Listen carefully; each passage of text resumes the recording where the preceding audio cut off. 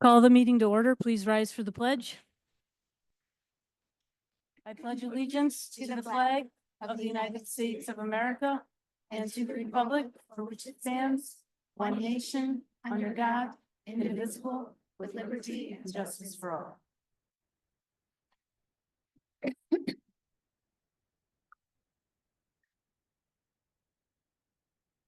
Good evening. I am asking for a motion, please, to enter into executive session to discuss matters involving the employment of an individual. Can I get a motion, please? Can I get a second? I'll second. Okay, all in favor? Aye. Any opposed? All right, we are in executive session, so I would have to ask the audience members to step outside while we conduct executive, and when we're done, we'll call you back in. Thank you.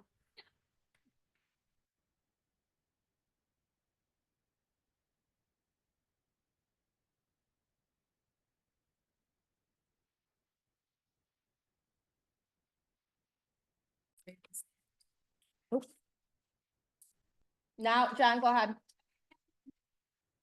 Did you need my loud voice?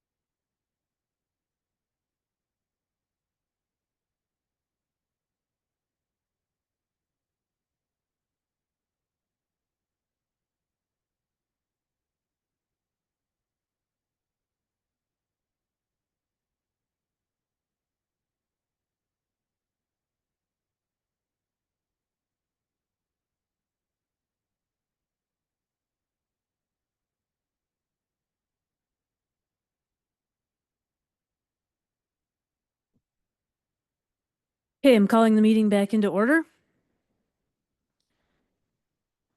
Again, thank you for joining us this evening. On behalf of the Board of Education, I'd like to welcome you.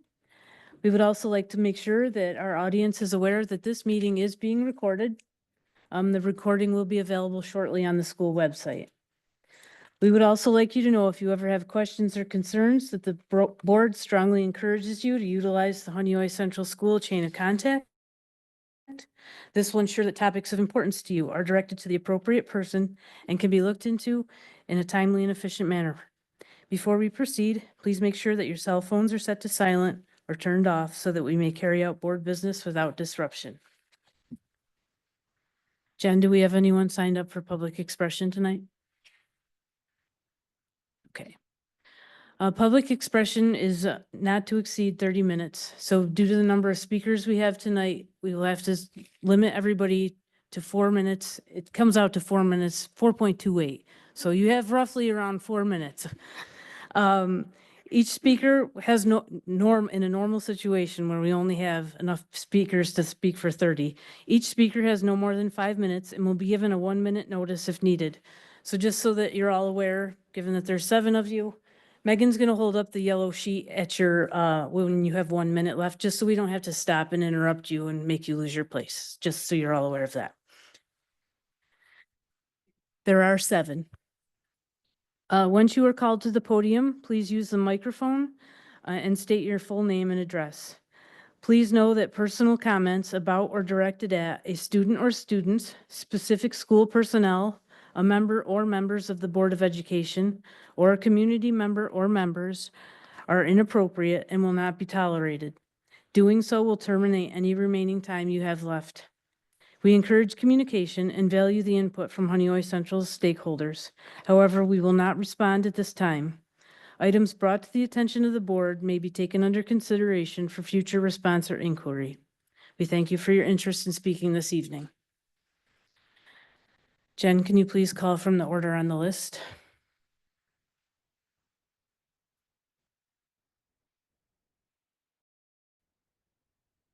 Jen, when you get up there, there should be the little person button. If you hit that, there should be a red light that will light up. Okay, and then you're good to go.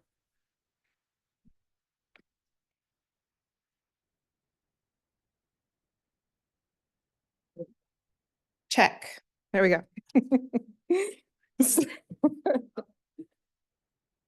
All right. Feel like, can I just turn this a little bit, please? So you guys, I don't want my back to anybody here. Good evening. My name is Jen Covey, and I'm a community member of the district and a former teacher at HCS. As of yesterday, I reside at 7416 Gregg Road, Bloomfield, New York. Thank you for the opportunity to speak tonight. My hope is that the narrative I share will prompt you to think critically and ask the question, why, in future decisions. In true teacher fashion, I'm going to tell you a story. A true story about a teacher who is taught in many diverse locations, including the inner city of Albany, a suburb of DC, and a large city in Florida, where she faced challenges that contribute to her growth as an educator. After these experiences, her family decided to move back to the small rural district she had grown up in, filled with traditions, supportive families, and a sense of community. An added bonus was that her parents still lived in the home she grew up in. In 2021, the teacher received a life-changing phone call offering her a second grade teaching position, and she was thrilled to be back at her alma mater. Initially, she felt supported and valued. However, a comment regarding her classroom setup and decor from a colleague made in front of an administrator made her question the school's culture. The comment was, "Thanks for making us all feel like shit." In March 2023, the teacher was informed by the former superintendent that she couldn't be granted tenure until she completed her master's degree. After earning her degree over the summer, she shared the news with the administration, which also showed support, signaling that her tenure recommendation was forthcoming. At the start of the new school year, the teacher had a productive meeting about her possible role as the director of the fall play. The teacher felt confident about her position. Her name was set to be recommended for approval at the board meeting, only a week away. However, the day of the meeting, the superintendent informed her that there was a community/board member that had raised concern about her being the director and accused her of abandoning students the year prior. She was upset as she knew this was not true. She wondered if this was the same person or persons that went to administration and accused her of listening to religious music and imposing her faith on others. November 7th, the teacher met with administration, who started the conversation with positive feedback and full endorsement for tenure. Then things shifted when they mentioned an available TA position in the secondary building. She wondered and thought, what was this? Why was this happening? This left this teacher feeling shocked and uncertain. She just completed her master's degree and was eager to apply her new knowledge, making the suggestion of a TA role seem completely out of place.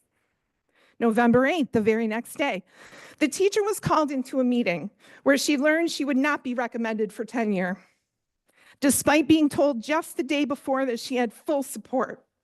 Instead, she was offered another year extension and told she needed to improve in 3 areas: classroom management, organization, and attendance. Is that my time? I'm sorry. Okay. Areas that previously have been praised in her evaluations, which I have here that I would like to share. Confused and frustrated, the teacher questioned the sudden shift, as there had been no prior concerns about her performance. She was not provided with any documentation to support these claims. Where was this coming from? After processing this information, the teacher refused to sign the contract. It was not a reflection of who she was or what she had done. When the teacher asked about staying until the end of the school year, she was told her contract would end on January 7, 2025, and the discussion was over. After several days of pondering the situation, she handed in her resignation with a broken heart. Is that my time? And I was not done reading, unfortunately.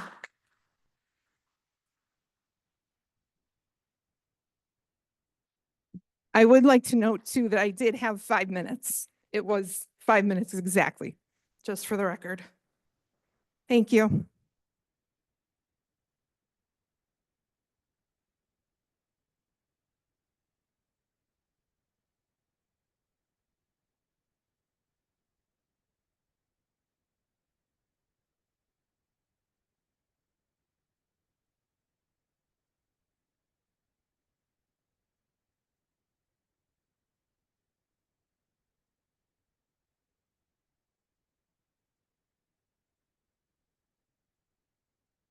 Yes. Here I'm on. Okay. Hello. Thank you to the board for allowing me this opportunity to speak. My name is Bonnie Sykes and I live at 5050 County Road 36 in Honeyway. And I worked at HCS for 19 years on the teaching staff and also as theater director with 60 shows under my belt and as drama club advisor. It was my dream for Honeyway drama students to be part of the experience, which included giving the community the best productions possible while learning through research the educational facts that every school show had to offer. An opportunity to become a cast that operates as a family unit, a place in the auditorium at school where they could come, learn skills, work hard, but still have the opportunity for discussion with each other about their day or what made them happy today or distraught. We all had some great conversations together. Auditions were over. Rehearsals for stepping out had begun and blocking was just beginning. The sets were being built and the choreographer was coming 2 days a week. Tap shoes were being sized and the order was to be placed on Monday. And the cast was excited and so was Mrs. Covey and I. Then everything changed. I received a phone call from the last superintendent that a student in the cast was accusing me of sexual abuse. The paperwork had begun being filed within the school district and next the state. Lawyers got involved and I was told in no uncertain terms that I was not allowed to discuss anything to do with the allegations or the show with my family, my friends, Mrs. Covey, the cast, or their parents. Everything was at a standstill. I was also told that I was not allowed in this building until further notice. This standstill went on for weeks, and as time moved on, nothing more was being done with the sets. The choreographer was told she was on hold, and costume mistress could not do any costuming. I had to call Bailey's in the city to cancel the order for the tap shoes as the order was over $700 and we didn't know if we were having a show. And as far as acting rehearsals, they were non-existent. Now compare this to a sport coach who was told no more practices on the field or the court. Uniforms could not be handed out to his players. And by the way, you, coach, are not allowed to explain to the athletes or parents what was going on. Any coach or director would say, okay, my hands are tied. I'm stepping back. This season or the show is canceled and the integrity of the program would be compromised. That is exactly what Mrs. Covey did. She stepped away to maintain the integrity of the theater program at school and the reputation of the cast who had already given so much. We both felt terrible, but we agreed when the so-called gag order was lifted, we would explain to the students together. After I was cleared of any wrongdoing, according to the allegations, that we both said we would put on a cookout for the cast. It was a great time. We talked and the cast understood.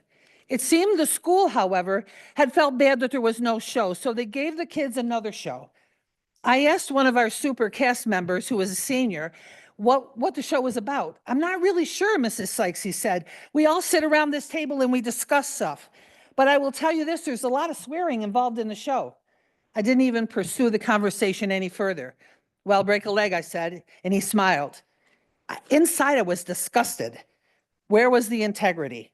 I praised Mrs. Covey for stepping down and knowing that in the end, The value of what we were trying to teach to students was much more important than shoving some underrated show in their face. Those students deserved better, and if they could not have something to be proud of, they needed to know why. I've always been proud to work with Jen Covey. Our partnership in working with the theater has been special. It is my belief that she was a wonderful asset to the students at Honeoye. And just, on an added note, we often listen to music during rehearsals on break. I never once heard her play religious music. I did, however, in circle, hear her make a discussion with the cast about respect and love and caring for one another and the importance. In my summation, Mrs. Covey never abandoned the cast of Stepping Out. Due to circumstances way beyond her control, she stepped down from her position when she knew the integrity of putting on a show that was the students and the adults alike could not be proud of. That was not possible due to the constraints. I've always enjoyed working with you, Jen Covey, and observing firsthand her commitments to the students at Honeoye. Thank you very much.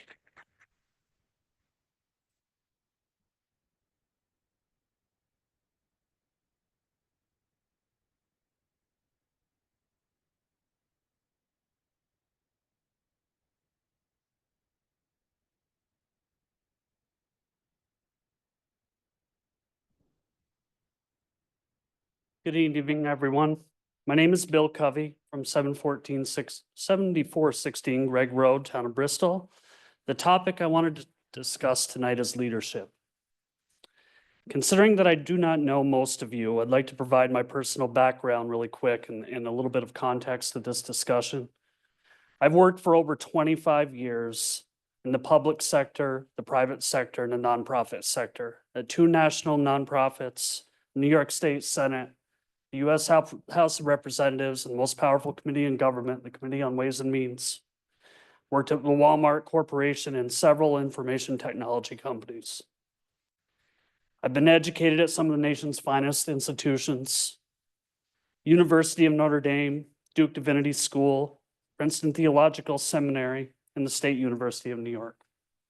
I hold a bachelor's degree in political science, a master's degree in organizational leadership, and several executive business coaching project management certifications, as well as an ordained minister credential. Why am I telling you all of this? It's important for you to know that I've been involved with numerous boards, leaders, followers, organizations, and the like. Most importantly, though, I have a heart and a passion for serving our youth and helping them reach their full potential. With this passion, education, and experience, I've learned that leadership is about influence, nothing more, nothing less. And you cannot lead without the right mindset. You see, how we view things is how we do things.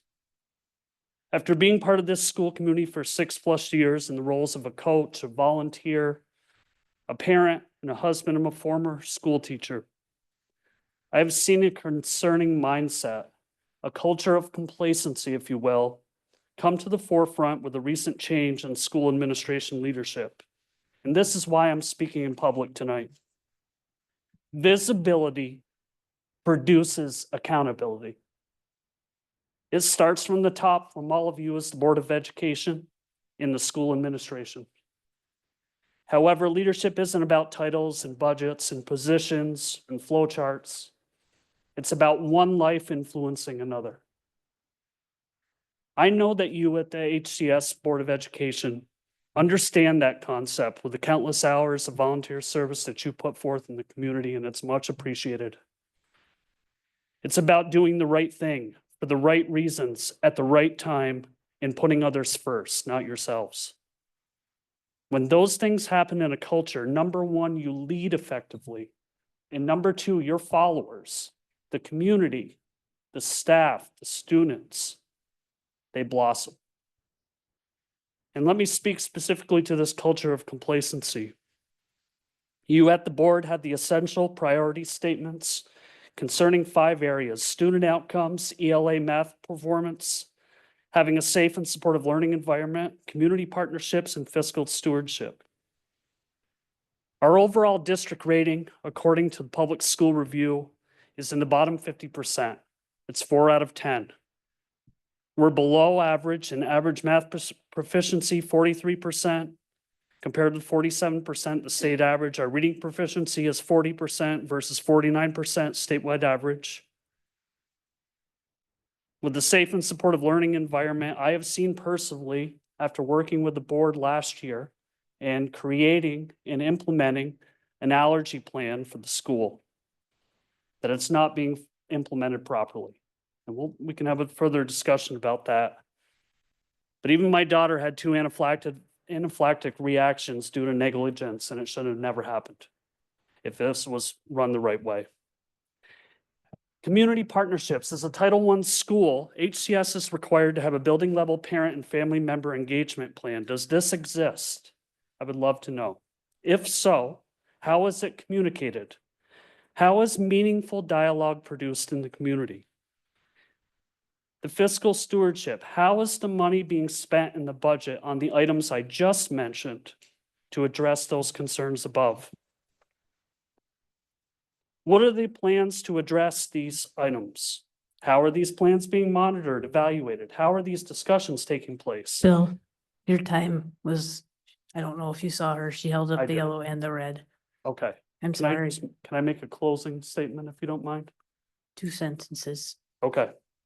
please, just because we're packed. Thank you. All right.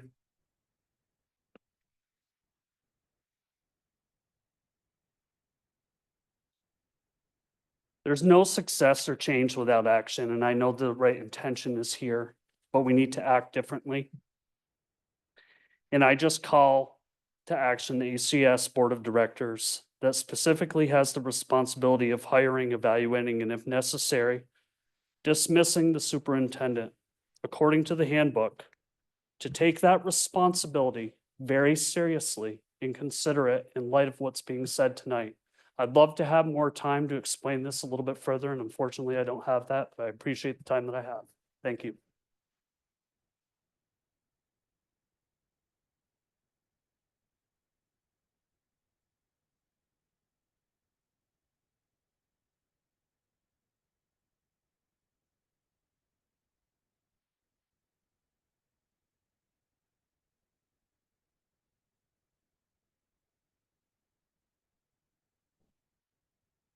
Good evening. My name is Tammy J. I live on 5760 Middle Road in Canadace.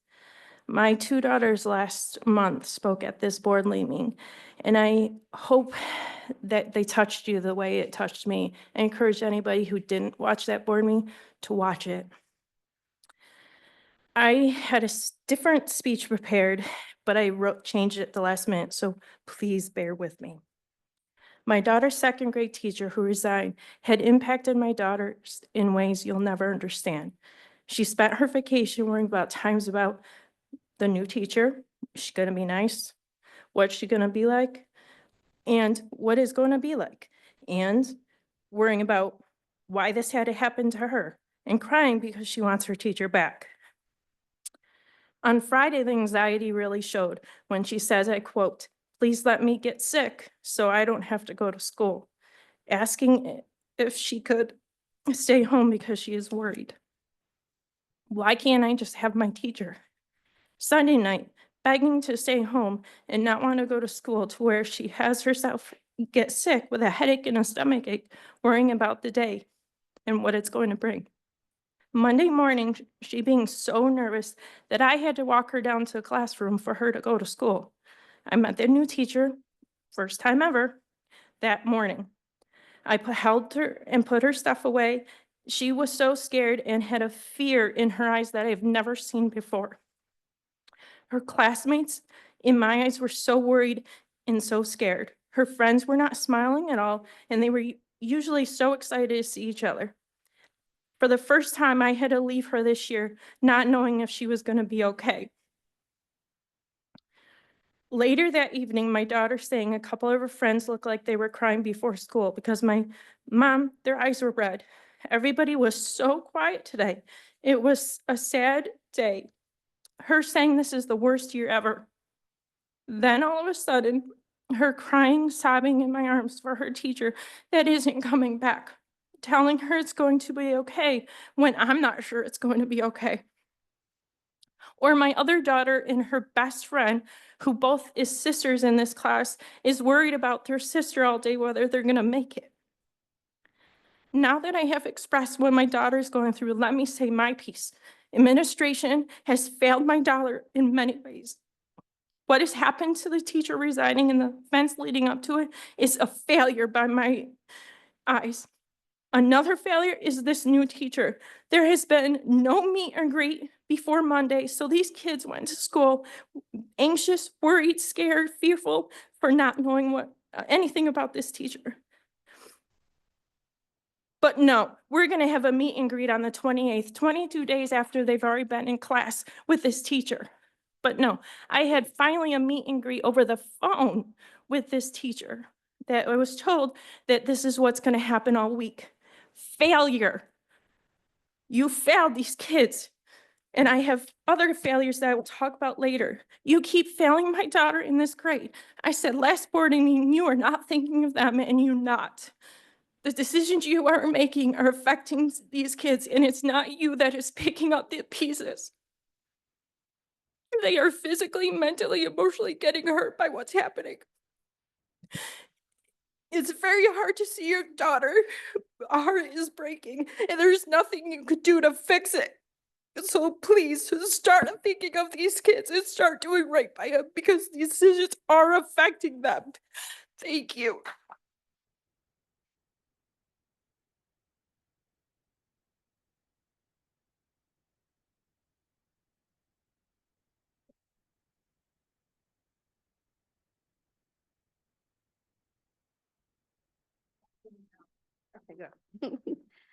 Good evening. My name is Brenda Ward, and I live at 8025 Route 20A, Bloomfield.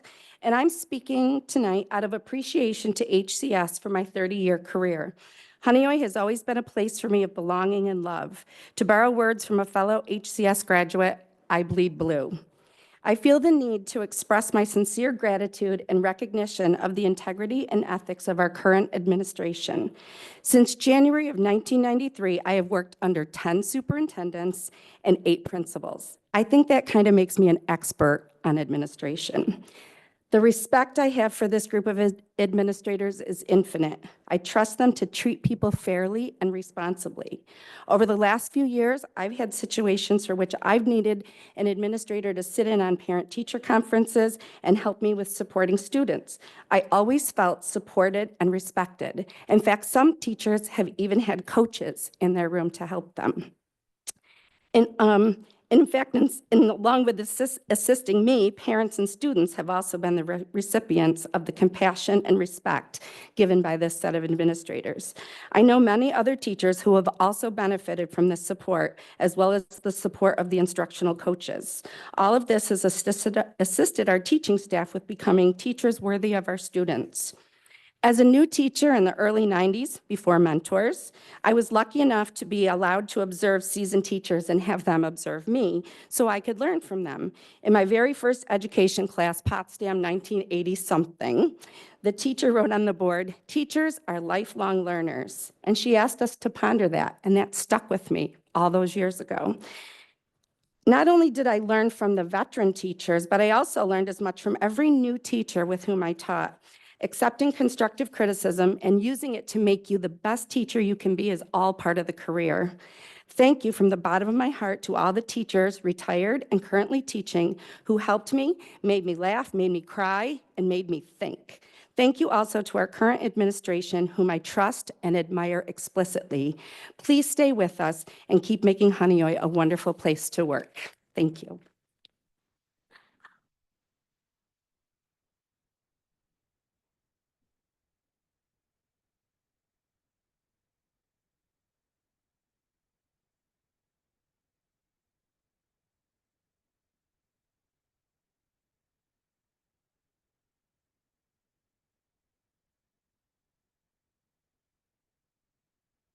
Terry DeVay, 5831 Canada's Lake Road, Springwater, New York, 14560.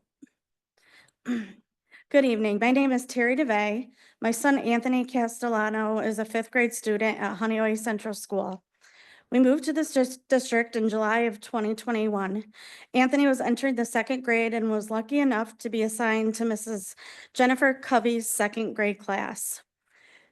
Before Anthony entered second grade, we attended the back-to-school orientation and we were greeted by Mrs. Covey.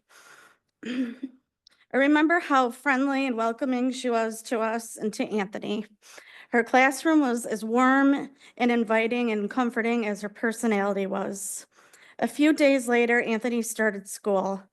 I was very impressed when she sent me a text and a picture of Anthony, reassuring me that my son was having a great first day at his new school.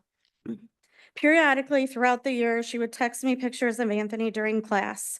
I always loved seeing those pictures and seeing all the fun he was having in her classroom. In October of 2021, I had COVID. Since Anthony was exposed to me, he was pulled from school to quarantine for 10 days. Mrs. Covey knew how hard it was for Anthony to be out of school for that long and asked if she could video chat with Anthony so he could participate in the classroom reading activities. That made Anthony so happy as he missed Mrs. Covey and all his classmates during this time. In November of 2021, I had my first teachers conference. When Anthony transferred to Honeoye, he was at a kindergarten reading level. By November, he was reading at a second grade level. I remember being in tears at that conference. I could not believe the leaps and bounds Anthony made in just a couple of months. I owe that all to Mrs. Covey as she worked hard with Anthony on his reading skills. In the spring, Anthony played baseball for the first time. Mrs. Covey would take time out of her weekend to come watch Anthony and her other students play baseball. That meant so much to the kids to have her there. Mrs. Covey genuinely cares so much about her students. She is a great teacher academically. She works so hard to help her students succeed. On behalf of Anthony and myself, I strongly encourage you to rethink your decision. The second grade students of Honeoye Central School need Mrs. Covey. It is unfair that she was taken away from her students mid-year. It will be a big loss to the Honeoye Central School District if we don't have Mrs. Jennifer Covey as a teacher. Thank you.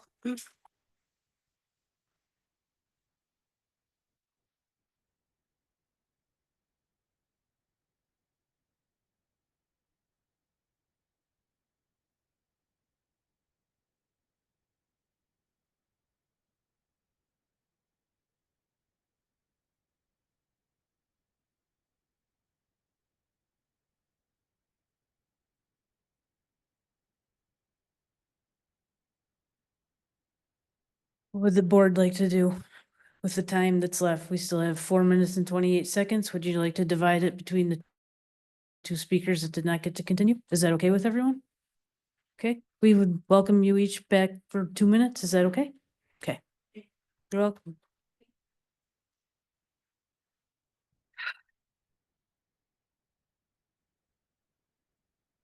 Okay.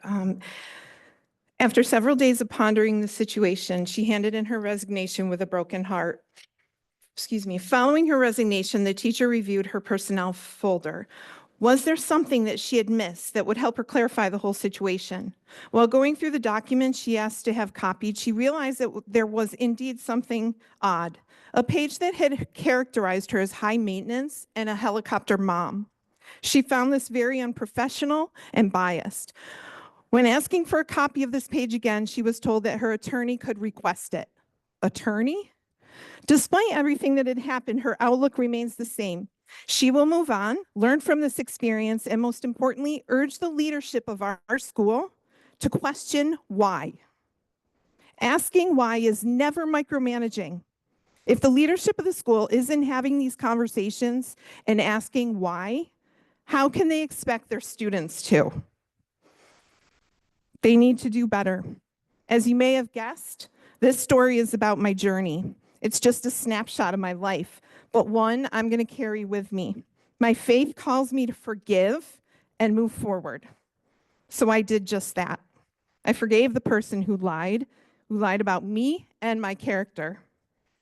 I can't control what others think or say, and as a wise friend once told me, It's none of my business anyway. What I can control is how I respond to things that are unjust. Resigning was my choice. I was not fired, despite what was said. I'm not teaching at another district. I will continue to be a part of this community, which I love. Working with families, and honestly, I really hope with leadership. My work might look different, but I know God will continue to use me for good in whatever form that may take. My call to action is to the leadership overall in the school. Please ask questions and seek to understand first. Then set clear expectations and communication, those two that are under your watch. Only through this can we grow and move forward, benefiting our community and most importantly, our students. I leave you with all of this. The best leaders are those who show you where to look, but don't tell you what to see. Thank you so much for the extra time.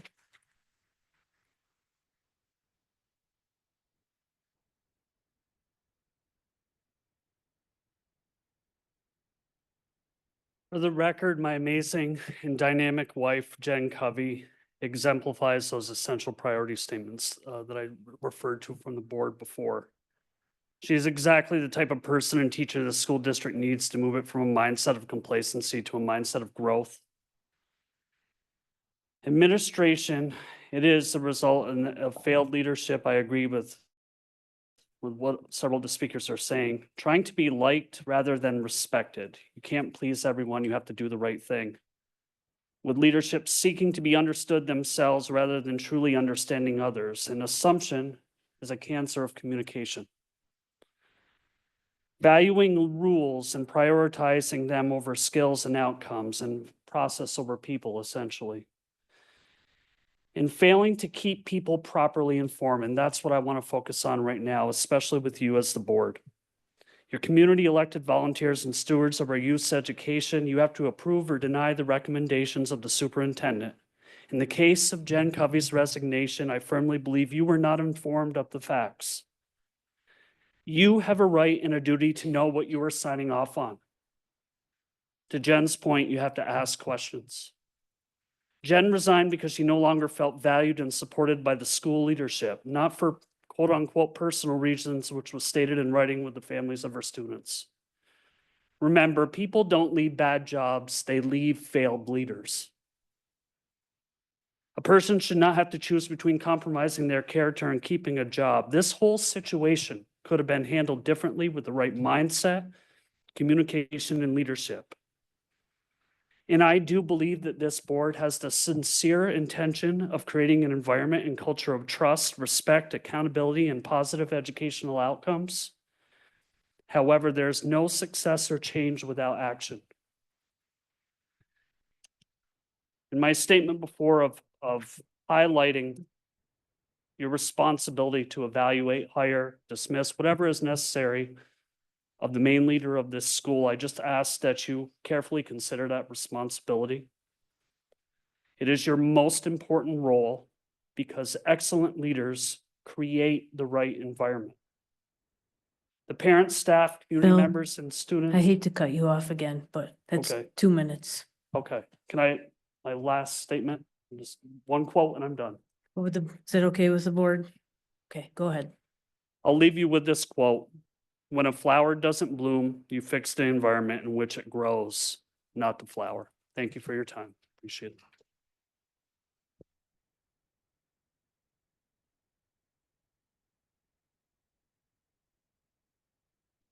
Thank you again for everyone that spoke tonight.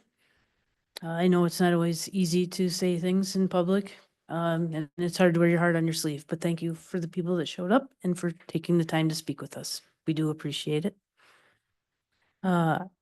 Moving on with the business part of our meeting, well, actually with the meeting, we'll get to the business in a little bit, but does anyone on the board have any kudos this evening?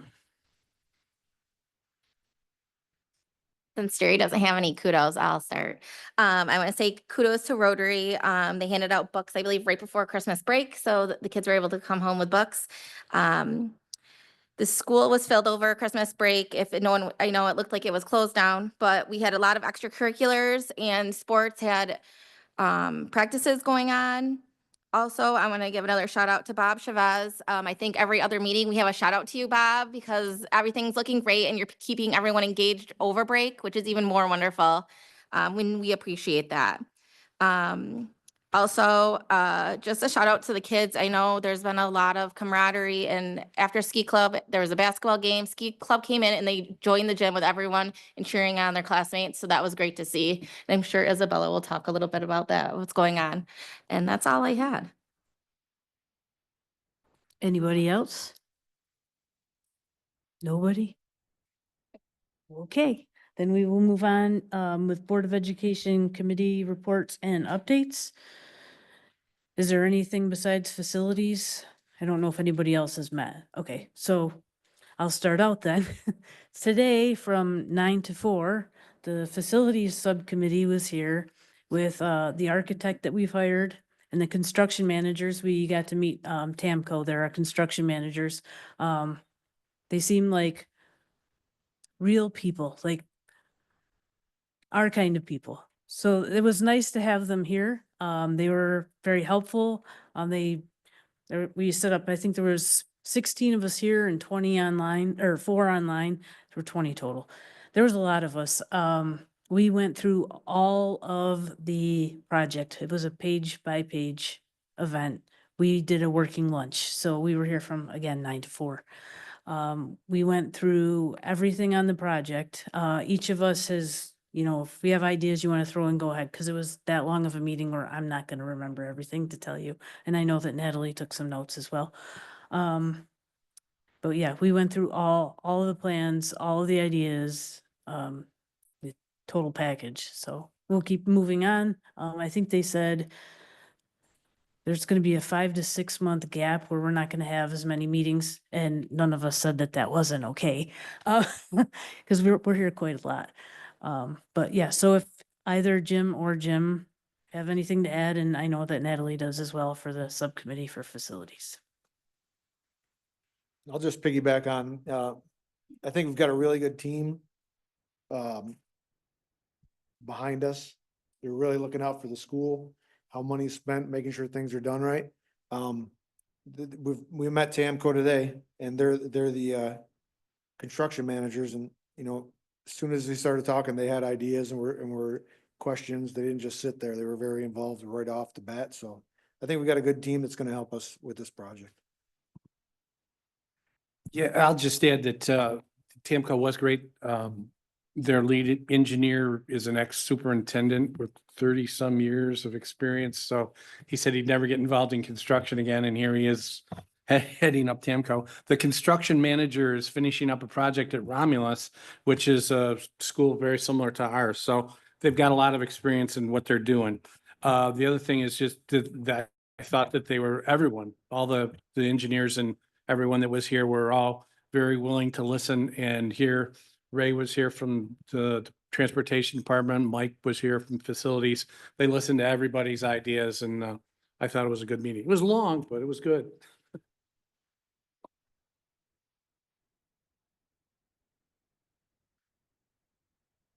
All right, Natalie's going to share later. Yes, you have a question? I just have one question. When will there be a community update about what's going on, what's in, what's out, et cetera? I haven't heard anything on that.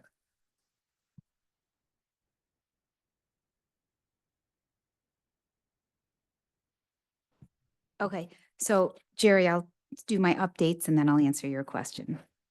Okay, so as Tori and Jim mentioned, we met almost 7 hours today, went over all the entire scope of the project, anything from transportation and everything happening at the transportation department. We talked about the exterior upgrades, including covered entrances, the athletic fields, the playground, which I know is a big ticket item. We want to invite community members in. We will be doing that on or around February when we have more information as far as what we have in the budget for that. We want to make it as accessible as possible and as inviting as possible for our community and for our students. We also talked about the interior upgrades, including the art rooms, home and careers, the technology rooms, the elementary and secondary gyms. The bathrooms right here outside of the LGI are being replaced, so we talked about those and meant much more. We went on to talk about ceiling, ventilation, lighting, plumbing, valves, windows, everything and anything related to electrical work. It was discussed today. So the entire scope of the project was discussed. Because the team had come in and done their investigation of the various parts of our project. There are things that we are finding that need more work than we thought or less work than we thought. So after we have this first phase of the project wrapped up, we will then have some more updates about where we can I guess, parts of the project that may have to be postponed and parts of the project that are going to maybe look different. So we will have an update for you on or around, I would say 5 to 6 more weeks or so. Okay. All right. Can I just, Natalie, can I just ask you, can you just kind of give a quick statement about why it's going to be, why that gap is there? What has to happen now in between now and when that next gap is done? So I know there's a lot of, do you want to answer that one? In Yes. addition to the reasons I just mentioned, Yep. some of. So we have the next 3 months, we're going to be in the third of 3 phases of design. We'll be in the construction design when the designs that have already been created, first schematic and then the drawing design that we reviewed today, those are going to be finalized to be submitted to New York State Office of Facilities. Okay. New York State will then review, pour over the hundreds and hundreds, if not thousands of pages. We looked at 200 pages of drawings today and there's 1,000 pages of text. And the architects have said that the 1,000 pages of text will actually grow in the next 3 months. That gets all submitted to the state. And then the state has 3 to 6 months. And right now they're trending to get more like 5 months is what the construction managers are telling us. So there'll be a 5 to 6 month window from the end of March this year towards the summer, into the summer, where it'll be pretty quiet here because the state will be reviewing. And then once the state comes back with approvals or any requests for adjustments or conversation, then we will get into in the fall, in the winter of next year, bidding out so that construction companies can bid on doing the work. And then we'd be looking at summer of 26 for construction to start. It seems like a long time. It is a long process. And for us, the scope of this project is larger than anything we've done in the last 20, back to 25 years. So it really is impressing upon all of us how important the foundational work is. And that's why this is taking months and months and months. And then we sit and wait on the state for a while because they have important work to do with each of the projects they review. So that's really the sense of the gap there for that 5 or 6 months is while we wait on the state. Thank But- you. And as Mike mentioned, that part, the submission to the state isn't until the end of March. So we have from now until then to make our own revisions to the plan based on the information we received today and some of what we'll be doing until then. Okay. Any other questions from board members? So, we have a capital improvement project, page on our website. Are we able to just do like a little update on that? Just, maybe even put a Q&A, like, why is this taking so long or whatever, so that people know that we're moving along and, there is, lead time involved with certain tasks and things. Absolutely great Thank you. idea. Yes, we can do that. Are there any other questions? All right, then Natalie, if you'd like to continue on with the superintendent report. Okay. So tonight, our guest speakers will include music department members, Ms. Caviglia and Ms. Andrews, as well as Assistant Principal, Mr. Matt Angel. But first, I would like to I have a few highlights. I would like to congratulate Johnny Blair, a senior on our Honeoye Bloomfield lacrosse team, who has been selected to play lacrosse in Morrisville next year.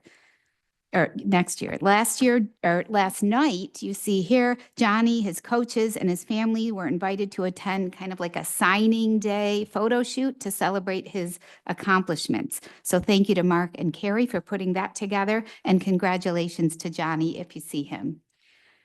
All right, also, would like to congratulate Alyssa BoE for being nominated and then accepted into the Wayne Finger Lakes Leadership Institute. The institute is a partnership of Wayne Finger Lakes BOCES, its component school districts, colleges, and universities.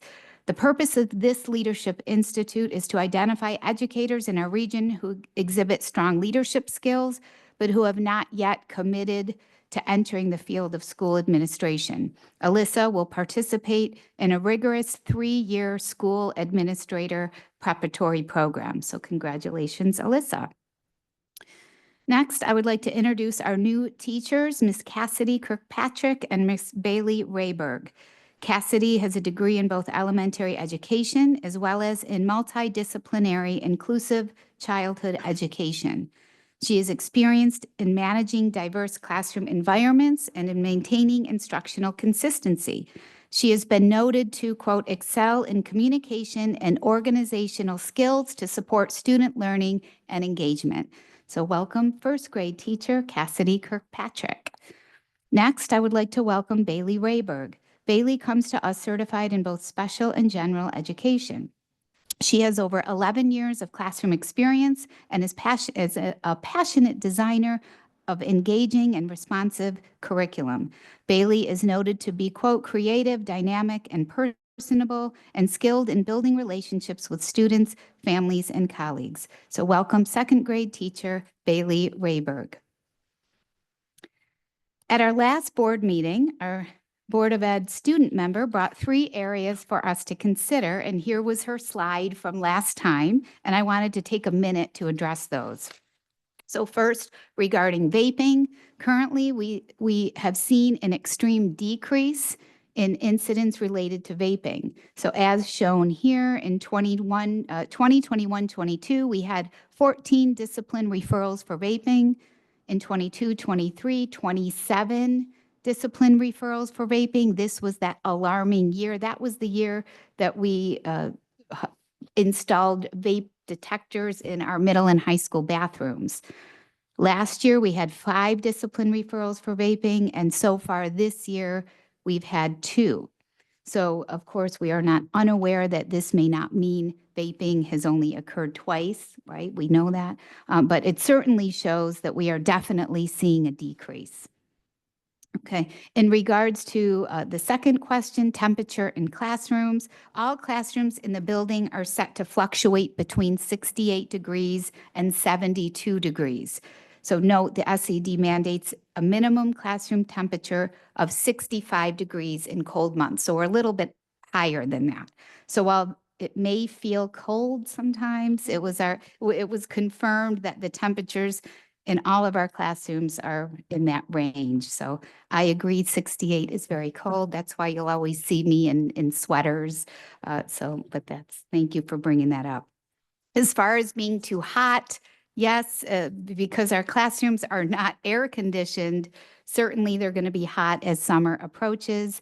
Air conditioning in all classrooms would be amazing. And although it's currently not a part of this capital improvement project, it's certainly something we could consider for future. Note, however, to air conditioning every room in the building would have a very hefty price tag. It's not out of the realm though, Isabella. At this time, the locks, so we talked about bathrooms. So you had a couple concerns there. So missing locks have been replaced on all of our bathrooms other than the girls' locker room. So if you notice or if students are bringing to you that there are locks that are misplaced, please let me know, and they're working on those locker rooms. The broken toilet seats, we didn't see any. What? Oh, the sliding, okay, I will absolutely mention that. So they need to be tightened up. So we'll take care of that.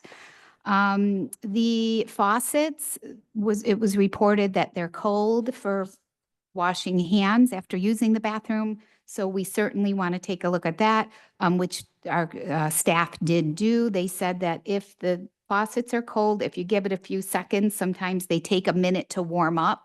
You know how at home, sometimes that happens too, so you'll want to give it a few seconds, but if you're noticing that it's not warming up, please let me know. Okay, the faucets that aren't used regularly in some of our hidden bathrooms might take longer than others. I did test the theory on the few near mine and they did warm up after a few seconds. Okay, and finally, hopefully everyone has noticed the feminine products have been replenished, ladies. Okay, so I will work on addressing any concerns that are brought forth tonight prior to our next meeting, if there are any. Okay, yes. Jim, can you please use your microphone? Thank you. Yeah, have the feminine products been replaced in the girls' locker room? So according to our crew, that the nurse and the girls' locker room, really, Ms. Sherman, they're always replenished. So they should have a plethora of them there. So in the event, and if you're noticing not, please let me know. But in the event our bathrooms run out for any reason, they should always be available in the girls' locker room and or at the nurse's office. Because the other night I know that there was no paper towels or feminine products In in the locker room. Okay, I will make a note. I And don't. that's was reported to Right. me. I didn't know personally. Okay. I will make a note. I don't know if Miss Sherman keeps a basket or something, or you do. I know the but- coach said that she brought them in her first aid kit because she said they were never available. So, Okay, I will certainly look into that tomorrow. thank you. Hey, Okay. Natalie, Yes. just to address one thing, we kind of talked about it today during our meeting. So some of the faucets that you notice are cold. Where we're going to be working during this capital improvement project, they're going to turn them in, they're going to be a recirculating valve. So basically it keeps pumping hot water through. So when you use it, it's already there. Not necessarily the ones you're talking about, but a little at a time, we'll be able to pick away at them. All right, and now I would like to turn it over to our student board member, Isabella Nellis.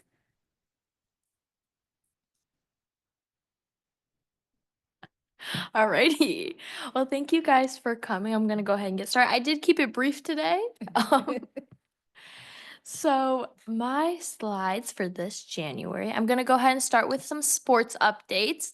Track has had a good season so far.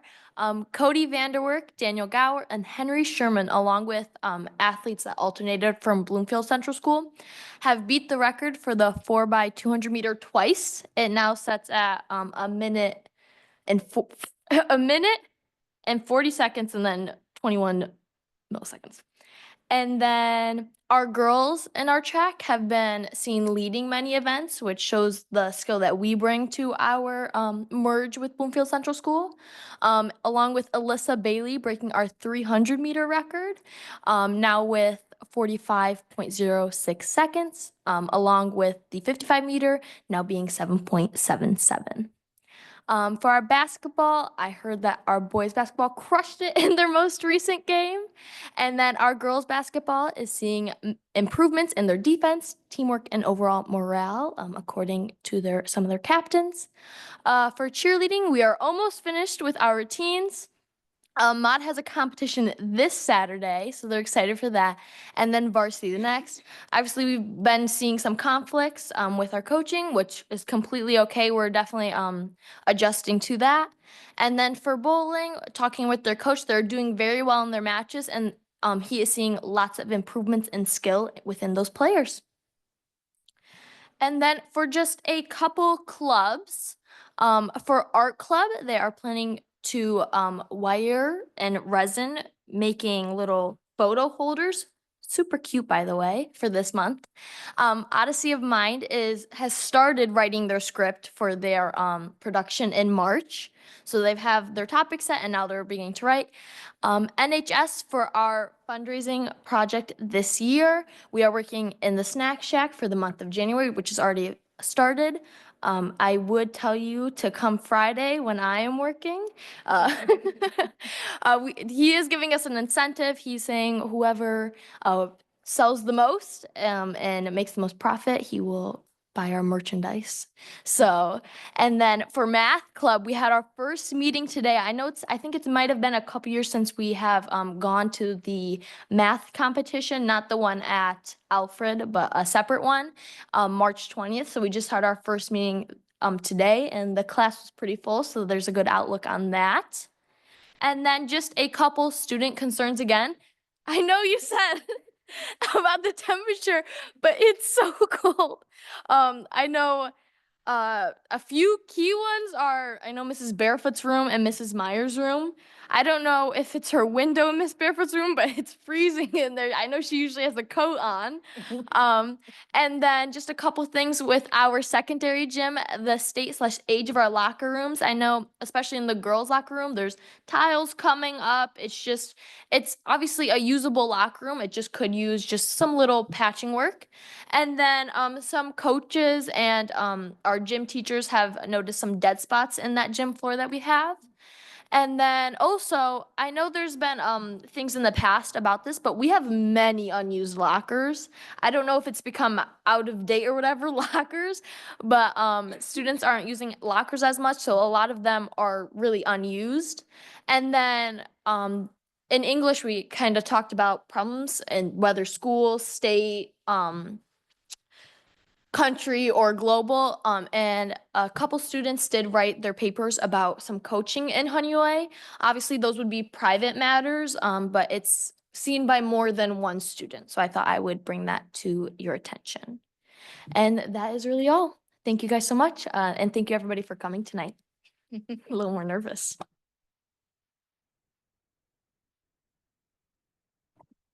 Hey, Isabella, gym floors are being addressed during our capital improvement project.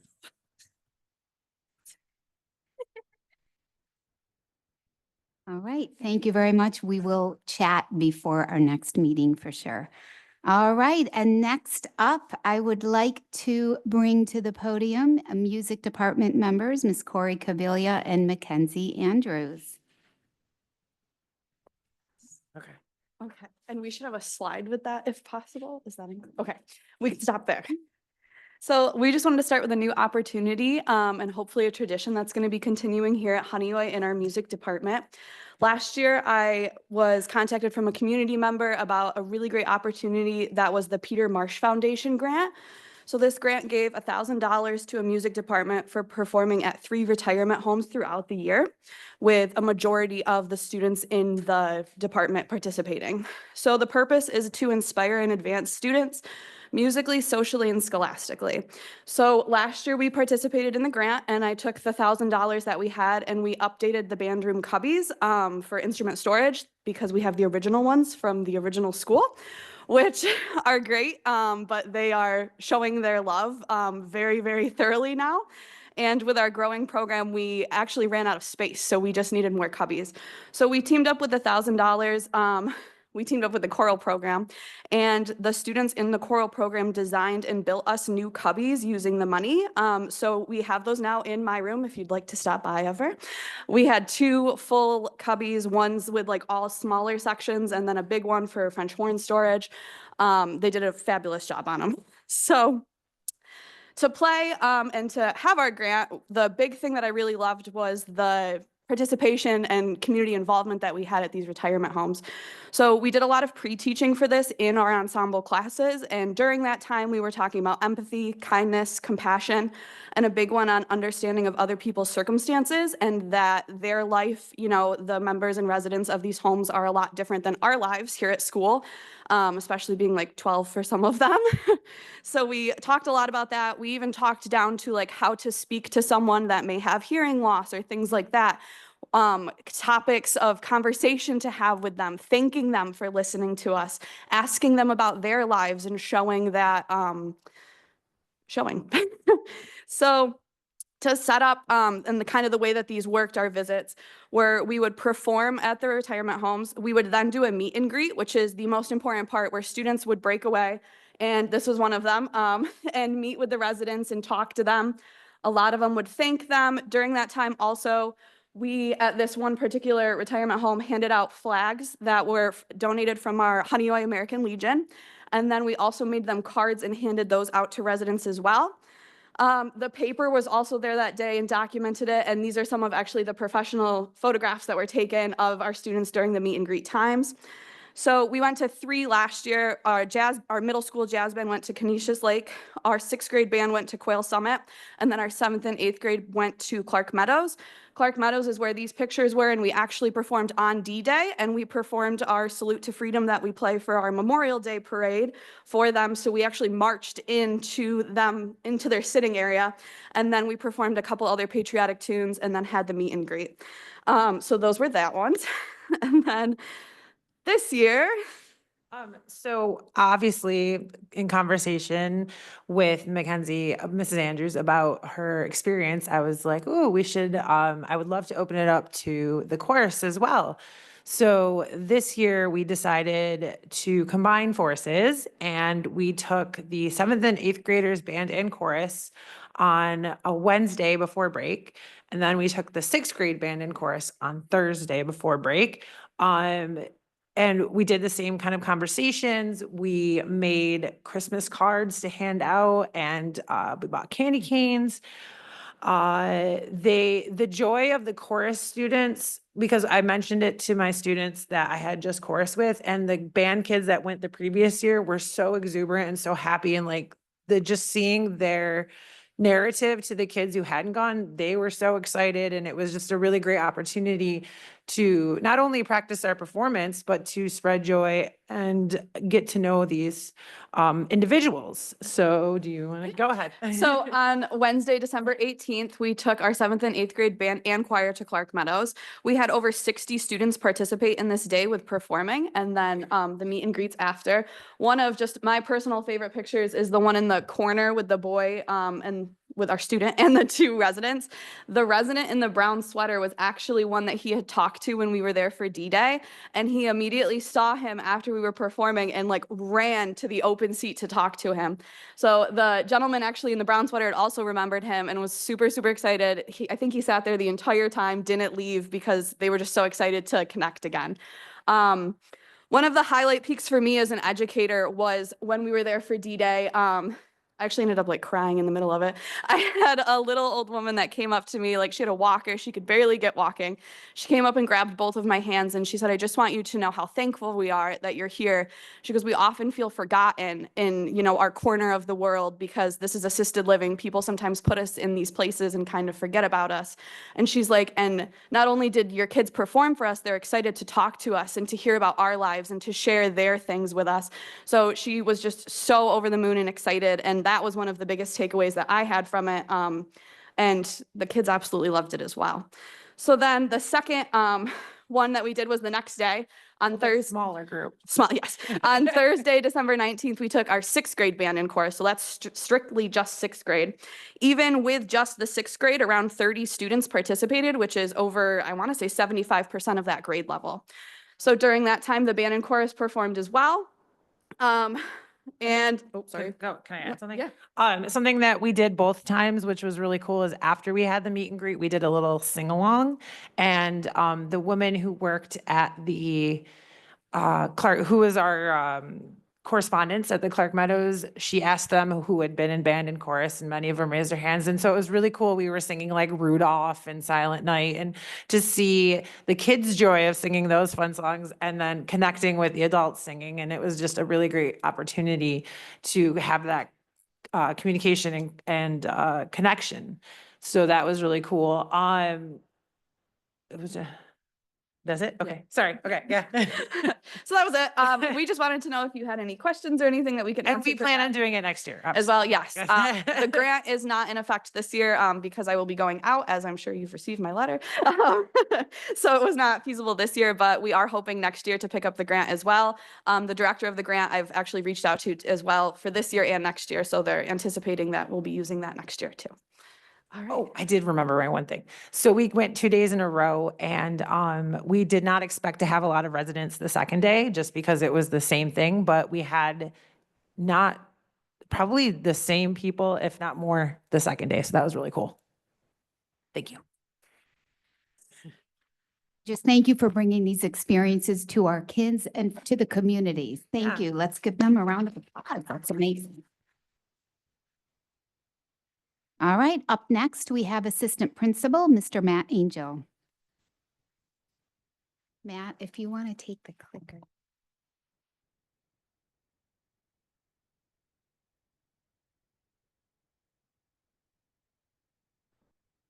All right. Thank you, board. Thank you, community members that are still here. And at 8 o'clock at night, this is probably not the presentation that you were hoping for. So my 5 minutes tonight, I'm going to spend sharing the data coordinator side of my job. So assistant principal, UPK through 12, you can probably imagine what an assistant principal does, but what is a data coordinator? What do they do? This first slide that you see here is the weekly data journey. And there's 3 levels of data: level 0, level 1, level 2.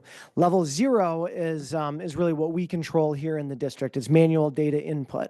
And when you think data, you might think about test scores, you might think about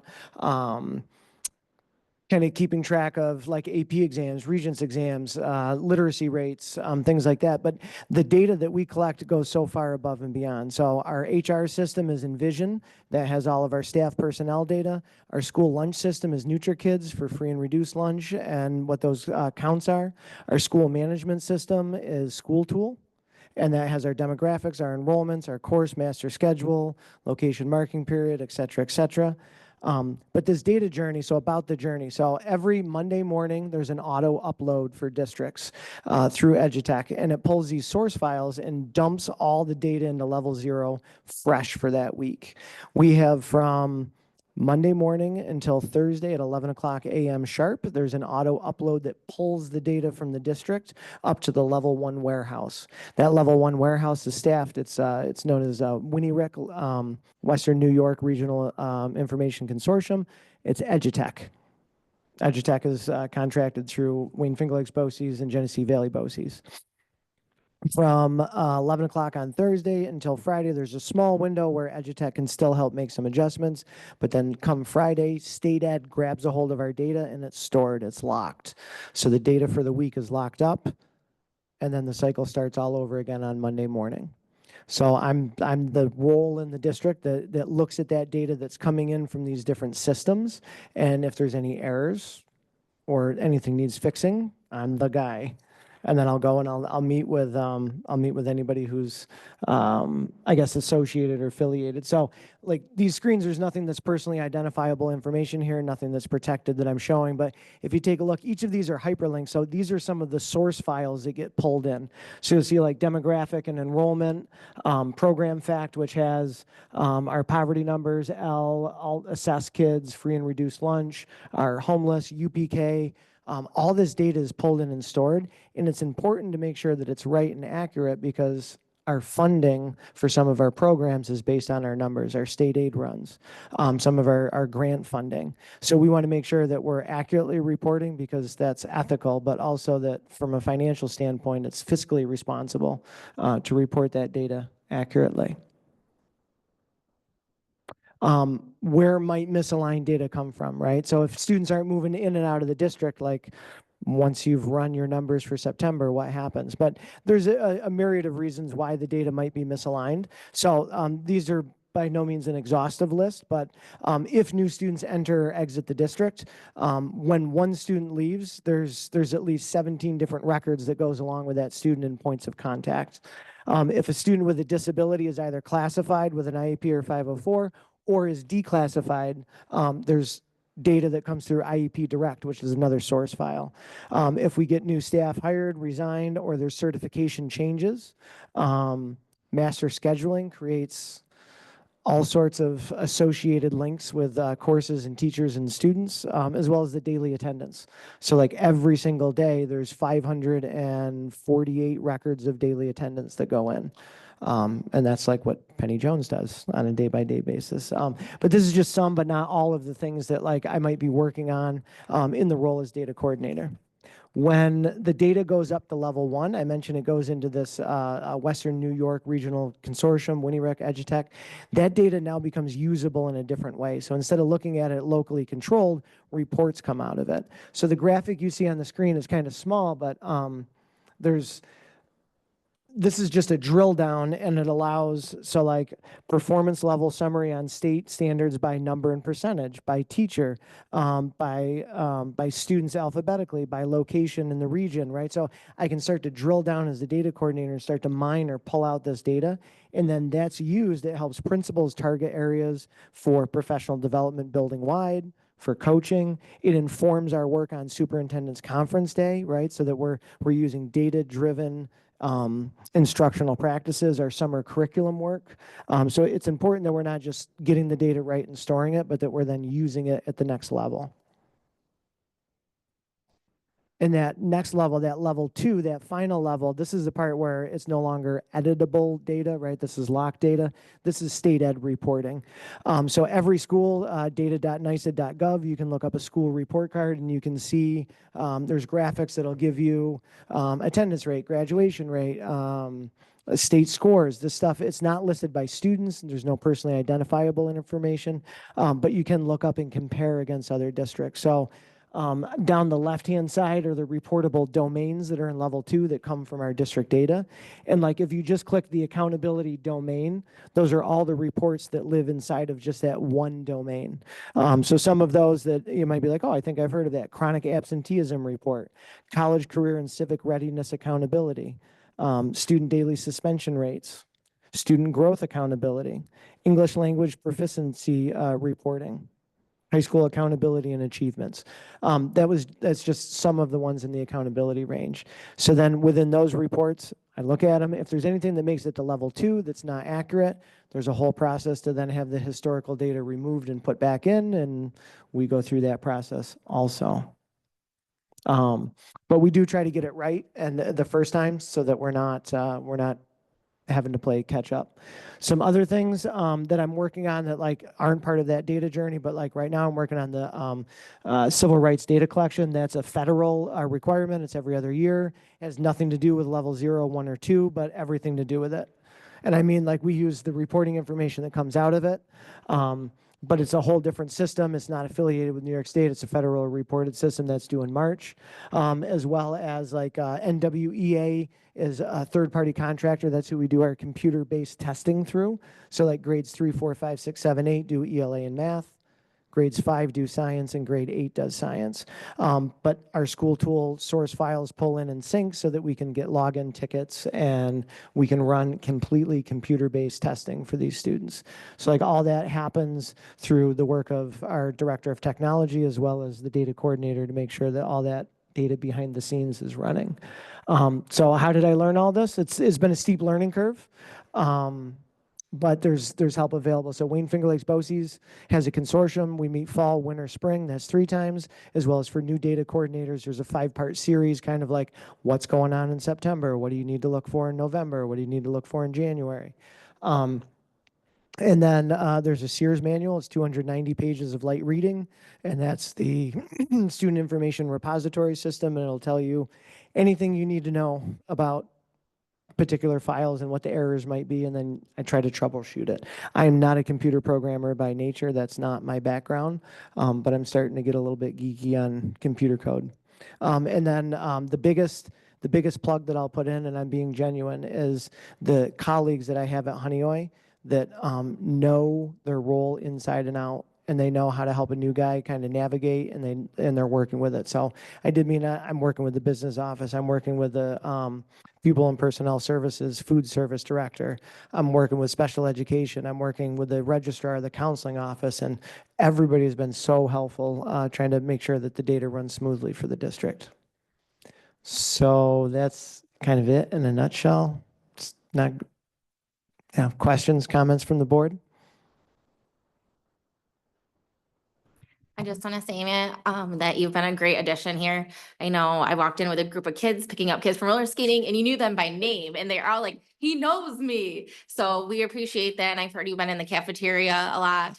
So thank you for making that connection with the kids as thank well. you. We appreciate it. Thank you, Matt. As you can see, so much goes into the data coordinator portion of Matt's role, and this is in addition to his role as assistant superintendent, which pretty much consumes his entire day while the kids are here. So much of the work he just spoke about is done before school, after school. He's here well before secondary students get here and well after our elementary students leave. So Matt, thank you very much for your hard work. Outstanding. Thank you. Okay, just a few quick updates from me before I turn it over to Mike for the business portion, which is very short tonight. But we are all anticipating and anxiously awaiting Governor Hochul's State of the State address, which is next Tuesday, January 14th. Our safety team meeting, our next safety team meeting is also next week, January 15th. We have Regents exams coming up, set for January 21st through the 24th. I talked already about the capital improvement project updates, but just a reminder to all of our community members that there will be a message coming out about to just solicit some feedback from the community regarding our playground. And I just wanted to say again, thank you to the committee who's helping with the capital improvement project. It is hours and hours of work, so I want to just give a shout out to and thank Mike Bastian, Mike Kessler, Board of Ed President, Tori Penrod Clark, Jim Sykes, board member, and Jim Helling, board member. Thank you very much. Your input and support for the entire community has been invaluable. The questions you've raised, the feedback you've given, and you all know the history. So it's so important that you're there, and I thank you very much. Okay. All right, and I'm turning it over to Mike. Great. And this really will be my quickest presentation that I've done all year. Fall was very busy. The next couple months, we know what's coming with budget preparation, budget development, so you'll hear a lot from me then. So this is really quick tonight. Since our December 18th meeting, just want to share a few things we've been working on in the business office. Worked on and submitted the state level finance survey. It's called SLFS this year. It's the transparency reporting in terms of all the expenditures from the prior year and then how they are divided out across different parts of the district, part of the different parts of the program, and where the funding comes from, state, local, or federal. So this is an annual exercise that business officials across the state have to do. And so that was an end of December item. Also, the oversight of year 2024, the tax documents for our employees, things like the W-2s and the 1099s and 1095Cs, working on helping to coordinate different folks who are putting work into those. The capital project design development work, as Natalie has mentioned and Tori has mentioned, that we've been doing the last several weeks and months. And then also working with cabinet on budget discussion in terms of wants, needs, aspirations, and programming, and then how that's could dovetail into the budget. So we had some good work done there. Coming up next, prior to the next meeting, as Natalie mentioned, Governor Hochul gives her State of the State address next Tuesday, the 14th. If things follow prior year patterns, she would then give her budget address the week following, Tuesday, the 21st. And if things happen the way they have the last couple of years, that presentation from her on the budget is always one day, 24 hours before our January board meeting, in which I try to distill what she has said and distill the state aid runs with the first picture of what the executive version of state aid for the next year is. So if this goes according to plan and past years, I am hopeful that I can bring the executive aid run with a quick preview of that, quick overview of that on the 22nd. That is all contingent upon her actually having the budget address on the 21st. I'll also be reporting back on the 22nd regard questions, research that I'm putting into veterans exemptions at other school districts in the area. What's involved? What does that look like in some of our neighboring districts? So mentioned that we would bring that forward on the 22nd. We'll do that. And we'll also have the contract with TAMCO, again, as you've heard today. They are our capital project construction management firm that the board approved on the 18th of December, and we will have a contract in place with them on the 22nd for the board. And then also a comprehensive budget report that we're trying to do once a month as well. So that's what we have to look forward to from the business office at the next meeting. Right. Okay, thank you for all the updates and for our guest speakers. We will move on with the consent agenda.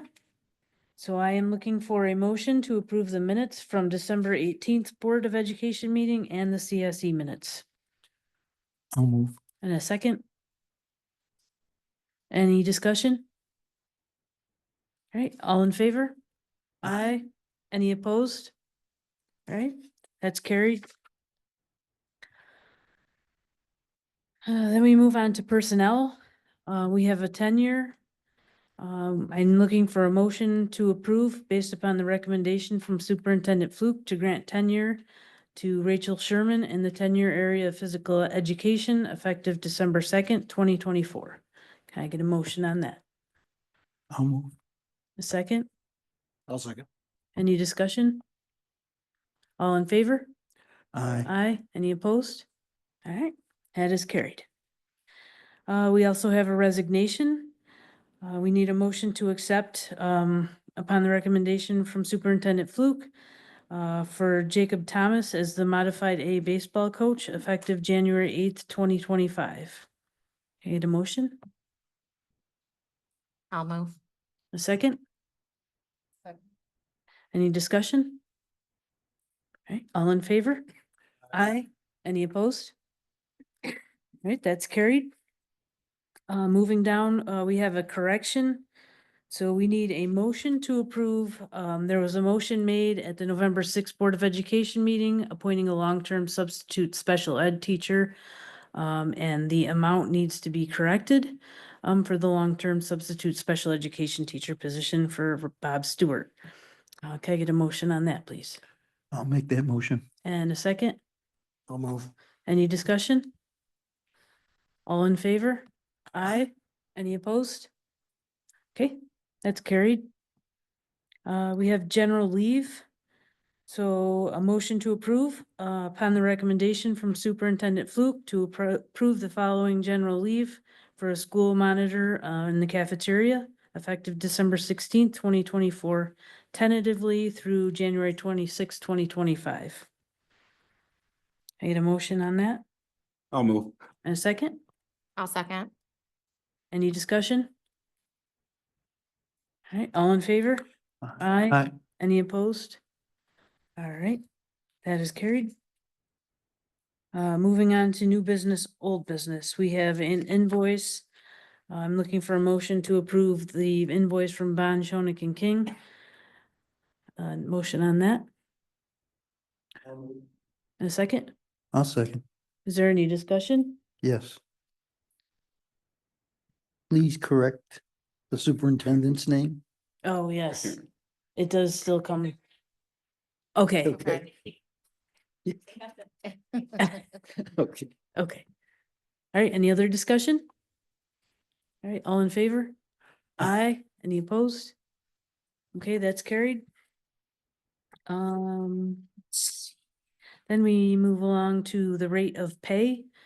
We need to have a motion to approve upon recommendation from Superintendent Fluke, a substitute pay rate, sorry. It's been a really long day. Substitute groundskeeper motor equipment operator, effective January 8th, 2025. Can I get a motion? A second? I'll second. Any discussion? All in favor? Aye. Any opposed? Okay, that's carried. Do we have any more information that needs to go in here for the capital improvement project? It's on the agenda, but I don't know if there's anything else we have. Nothing? Okay. And do we have any comments from the Board of Education? I have one. Yes. The Four Counties Board is looking for nominees, if anyone wants to run for a position on the board for four counties. And the only one that I'm on the nomination committee. The only one that I'm aware of right now is that Julie Nevelizer is running for vice president. And she's an excellent person to be in that position. So if anyone else has any other ideas or if they want to nominate themselves, just let me know. Thank you. Does anyone else have anything? I just have two items. One would be the board retreat that we need to set up. Actually, yes, we need to come up with a date to host the board retreat that we wanted to have with other board districts. So I don't know if Jen would like to send out an informational, everybody pick the date that works best and we can get together. We have to plan that. And then we have to invite the other districts in to host that retreat. That was also brought up at the four counties directors meeting. And they're looking at possibly doing something like that. And I told them that we had already talked about it and they're willing to help. So four counties is willing to help. And so Lynn Rudnick was there and she said she'd be willing to help too. So, I mean, we do have other help to get this done. I think it'd be a great thing if we can do it. So. That's very nice, actually. Yeah, so we have to figure out, I believe what would we have a workshop or a retreat to get the plans all together. And then we have to pick a date as well to actually host the retreat. We should probably pick 2 to 3 That's days. what I was gonna say. Yeah, Or should we just reach out to, over at four counties to Sue Wyatt, yeah? Yeah. And see what's already planned and go from there? okay. All right, that'll work. All right. And then I believe there's information for the board under that. Do we have any need to go into executive session? All set? Okay, then I would need a motion to adjourn. I'll move. And a second? Second. Any discussion on that? Okay, all in favor? Aye. Any opposed? All right, the meeting is adjourned. Thank you again for coming, everyone.